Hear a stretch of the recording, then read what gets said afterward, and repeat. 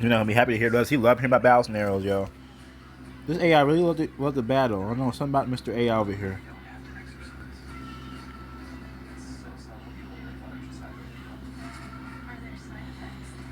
Just say warriors. Don't you use this Kruger? Okay, you trying to use her. This sounds like an epic showdown. Since you're controlling the heavy hitters, Jack, Mark, and Bruno, I'll step in as the game master and control the forces of darkness. Here are the 3 void-touched warriors sent to stop you. The opponents, the Eclipse Trio, Villain, Powers, Threat Level. Kuro the Shadow Blade can turn into living liquid shadow, bypasses physical armor, high speed/stealth. Vex the Hex Eater feeds on magical energy. The more magic you throw, the stronger he gets. Anti-magic tank. Oh boy. Chronos Blight, a corrupted mechanical entity that tries to freeze moments in time. Time manipulation rival. The battleground, the Obsidian Altar. Oh, I know why he did that. Oh, I got Mark and Jack, the two magic users in my team. Oh, I just realized that, y'all. Because 4 of my superhero characters, y'all, Mark, Jack, Gwen, and Musa, they have magic powers and superpowers. Other 4 just have superpowers and gadgets. Well, they all know martial arts skills and stuff like that. I had to have some magic superheroes on my team. You can't have all just power and just stuff, no magic on their side. The air is thick with purple mist. You are standing on a massive, floating stone platform, suspended over a swirling vortex. In the center, a dark crystal is pulse beating like a heart. Kuro is currently circling the perimeter, flickering in and out of sight. Vex stands right in front of the crystal, grinning with teeth made of jagged glass. Chronos Blight is hovering above, its gears grinding as it prepares to lock the area in a stasis field. The opening move. The ground shakes as Chronos Blight lets out a metallic screech, slowing down time in a 20-foot radius around the altar. Vex starts absorbing the ambient magic from the air, growing larger. How do your heroes respond? Jack, are you charging in with a magic blast to catch them off guard? Mark, are you going to use your bad luck magic to make Chronos Blight's gears jam? Or maybe an elemental strike? Bruno, as the shape-shifting master and the hero who once defeated Loki, what form are you taking to break through their line? The first move is yours. Yeah, very need your first move. Hang on, I got meatball sub right now. I'm gonna put this over here, y'all. Meatball sub Friday. Today's my payday, y'all. I got enough for my money, but I gotta use it for groceries and stuff like that. How's the other 2 videos doing on K recording? Hang on, y'all. Okay.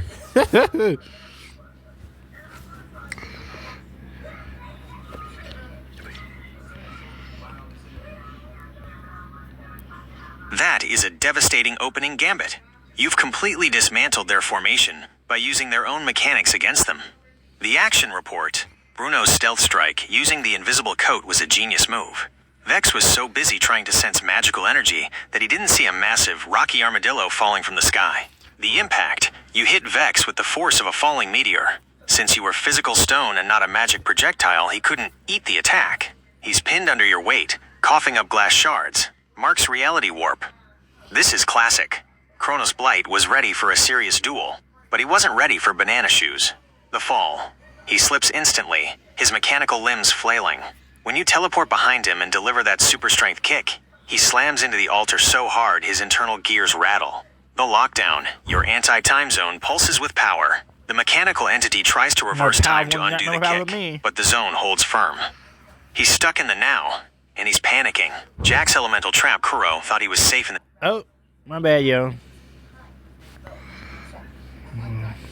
shadows, but your ice breath solidifies the darkness around his legs, rooting him to the spot. The overload. Then comes the finishing touch. You snap your fingers and flood him with positive magic. Because Kuro is built from void energy, the pure, light-filled magic acts like a virus to him. He's doubled over, literally magic sick as his shadow body begins to glow and crack. The villain's desperation move. The Obsidian Altar begins to crack from the sheer pressure of your team's power. 1. Vex, from under Bruno, tries to reach out and touch your rocky shell to drain your life force directly since he can't eat your magic. 2. That magic dummy. Chronos Blight is desperately crawling toward the edge of your anti-time zone, trying to reach a time glitch orb he dropped during the fall. 3. Kuro is screeching. In his magic sickness, he's losing control and starts emitting a massive shadow Hang on, I'm back. nova that will blast everything in 50 feet. What? What's the next move? Does Bruno crush Vex before he can drain him? Does Mark use his bad luck magic to make that time glitch orb explode in Kronos Blight's face? No. Does Jack do something to contain Kuro's Shadow Nova? Well, these villains are about to be defeated in 2 seconds. Let me brainstorm. That's Pokeball. Let's see what happens. Oh, we do well. I just say warriors, but yeah, I guess these are warriors.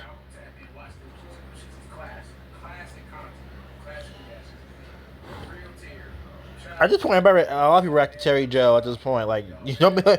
I think I react to Terry Joe more than anybody on YouTube. I think I feel like I have, bro. I had what, like 16, 17? I don't know. Probably a little less than that. Like, how many do I have? Like, cause Talk about a clean sweep. You're using that tech genius influence to finish the job in style. The final capture, Bruno's unstoppable force. Since your Rocky Armadillo form is purely physical, Vex's hands just slide off your stone hide. He's got nothing to feed on. You reach back, grab your custom Pokeball E and click the button. The result, a beam of red light engulfs Vex. He tries to claw his way out, but the ball snaps shut with a heavy click. Vex is captured. Jack's precision throw. Kuro is still reeling from the magic sickness and the glowing cracks in his shadow body. He sees the ball flying toward him and tries to turn into smoke to let it pass through, but the ice you breathed on his legs keeps him anchored in physical form. The result, the ball hits him square in the chest. He vanishes into the capsule, and after 3 tense shakes, it pings green. Kuro is captured. Mark's Fate Seal Kronos Blight is inches away from the time glitch orb, his metallic fingers sparking. Just as he thinks he's going to escape, you hurl your Pokeball. Because of your bad luck magic, the orb he was reaching for suddenly malfunctions and emits a magnetic pulse that pulls the Pokeball directly onto his head. The result, the mechanical beast is sucked inside. The ball wobbles on the stone floor before falling silent. Kronos Blight is captured. Victory! The purple mist clears instantly. The obsidian altar is quiet, and the 3 Pokeballs sit smoking slightly on the ground, holding the defeated Eclipse trio. The vortex below begins to close, and the floating platform stabilizes. You, Mark, and Jack stand victorious. What's the plan now? Do you take these captures back to the team for the Hero Files cleanup crew to handle? Or does Mark want to use his magic to check if there are any other villains hiding in the shadows? That's a good question. Okay. Jack and Mark are going to combine their magic together.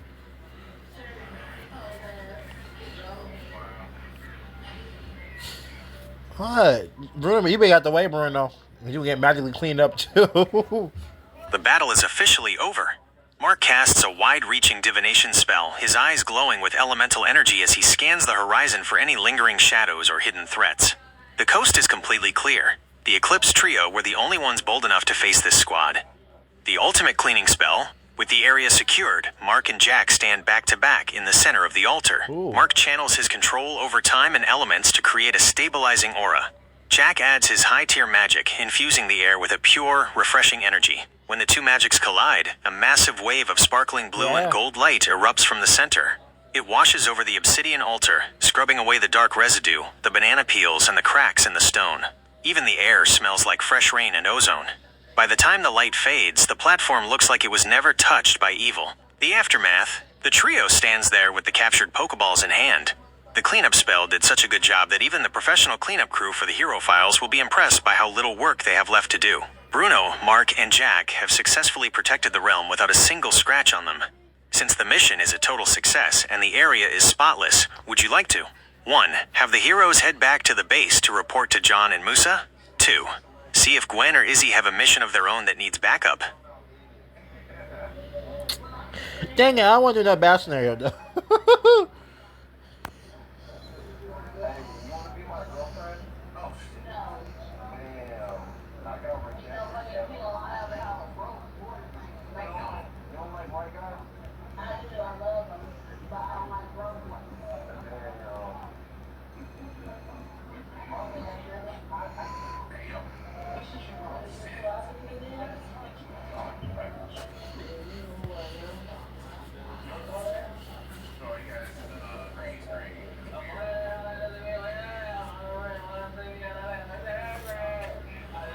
It makes total sense that Izzy and Gwen are good buddies. They've got that powerhouse energy.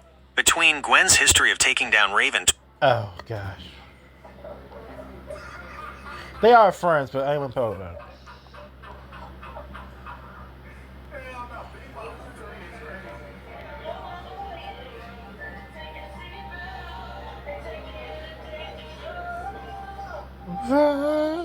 That was a flawless victory. Since the area is pristine and the villains are securely tucked away in their Pokeballs, here is the official grading for the mission performance. Mission grade, A+, Bruno. Grade S, Elite. Analysis. Using the invisible coat combined with the rocky armadillo form was a tactical masterpiece. By staying non-magnetic and non-magical, you rendered Vex's primary defense useless. Yeah. You provided the heavy physical pressure the team needed. Mark? Because Bruno ain't magic, so Vex drained on magic. Bruno ain't magic. Grade, A+. Analysis. The banana shoes move was pure genius. It neutralized a high threat time manipulator by using humor and bad luck magic. Your anti-time zone was the MVP move that kept the villains from rewinding the fight. Plus, your cleanup spell at the end saved the city a lot of money. Jack. Thanks. Grade A. Analysis. Excellent crowd control. Freezing Kuro's legs prevented the Shadow Warrior from escaping into the floor, and the positive magic overload was a very clever way to exploit an evil warrior's weakness. You kept the battlefield stable so the captures could happen. Team synergy, 100%.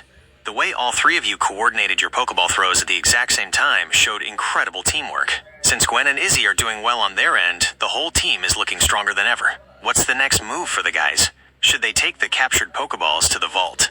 Or would you like to check in on Musa and see what she's up to at the Hero HQ? Yeah, I'm good. Wait a minute, we could do more battle scenario, y'all. I could. I don't know. Nope. I'm good. The world I created with the help of you for now. What is the most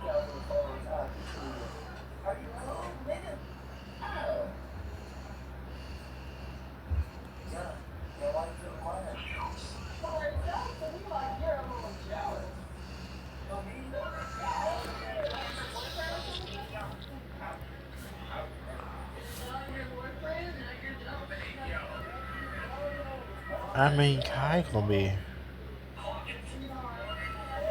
When it comes to Kai Cenat, the most annoying thing really depends on who you ask. But there are a few common complaints that pop up constantly among his critics and even some casual viewers. 1. The loud equals funny energy. The biggest grievance for many is his extreme volume. Kai is known for constant shouting, screaming, and jumping on furniture. For younger fans, this is high energy. For everyone else, it can be a headache. Critics often say he relies too much on being loud rather than having actual jokes. 2. The chat. Loops. If you've ever watched a full stream, you'll notice he spends a lot of time repeating the same phrases or staring at his phone while reading chat. To some, this feels like directionless content where nothing is actually happening for long stretches. 3. Lack of professionalism in collabs. There was a big situation with the streamer Jinxie during a Clash Royale event. Jinxie was trying to be professional and coach the team, but Kai and the... I read this. Apparently, Kai went to do something else. I feel a little clip of Kai doing something, but apparently, Jinxie said I heard Jinxie in the little clip I seen. Jinxie said he was out. He's time out, guys. He was talking about the general stuff. I can't remember what he said. He's time out, bros. Peace out, bros. I love you. There's girls too watching you too, Jinxie. I just want to say the girl watching him. Is what I want to say. But I remember like a little clip or something like that where he said go to the gym. I can't remember what he said, but he was out. Apparently, according to him, he was out. So little they wasn't knowing him. I'm pretty sure they could hear him. And Kai said something about he didn't want to do what he was doing, all that, and then something like that. Yeah, kept interrupting, screaming, and eventually just... AMP crew kept interrupting, screaming, and eventually ditched the game to do a random medieval skit without telling him. It rubbed a lot of people the wrong way because it seemed disrespectful to the other person's time. Right. 4. Performative stunts.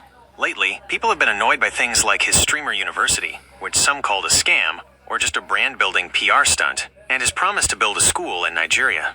Critics argue that he starts these massive, helpful-sounding projects for the content and the clips, but doesn't always follow through on the long-term work needed to keep them going. Okay. 5. Community misbehavior. Because his audience is so massive and young, they often raid or harass other people he features on stream. A notable example was a massage therapist who appeared on his stream. The chat used text-to-speech donations to harass her until she had to leave. Even though Kai isn't the one doing it, people find it annoying that he can't, or won't, control his crash-out fanbase. Summary of complaints. Constant screaming. Hard to watch with headphones. Minstrelsy accusations. I won't watch the headphones out there. Some critics feel his over-the-top persona is an exaggeration of African-American stereotypes for views. Disruptive nature. Really? His IRL streams, like the Union Square riot, often cause real-world chaos that annoys people just trying to go about their day. Since you like creating battle scenarios, would you want to see how John the HI Tech genius would handle a sound-dampening gadget to deal with a villain who uses sonic/loudness powers like that? No. Good. Dang, however I want. Oh my gosh. 4, 2, yay.